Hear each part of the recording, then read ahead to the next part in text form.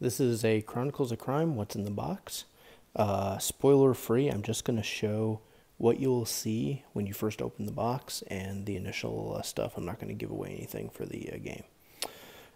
This is one of this year's hot games. So let's see. So we have a board here, just with, I guess, for clues and stuff, maybe for setting out.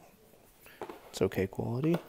It's got a really nice insert, actually. Chronicles of Crime rulebook. I guess this is one nice thing about Kickstarter is that the quality of the inserts and stuff is really, really cool. Now, I don't know why this is covered up, so I'm not gonna open it up.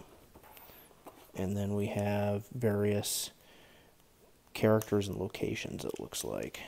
So there's a stack of them here. Different places you can scan QR codes. A lot of cool stuff. I guess these are places used in various missions and so forth. And then let's see what else is inside. Nothing else, it looks like. It looks like it's just that. I guess it has places for your glasses and for other things, probably if you had the Kickstarter expansion or maybe for future expansions, which is nice. So there you have it. That is what's in the box for Chronicles of Crime. If you enjoyed this video, please take a look at our other videos and please subscribe.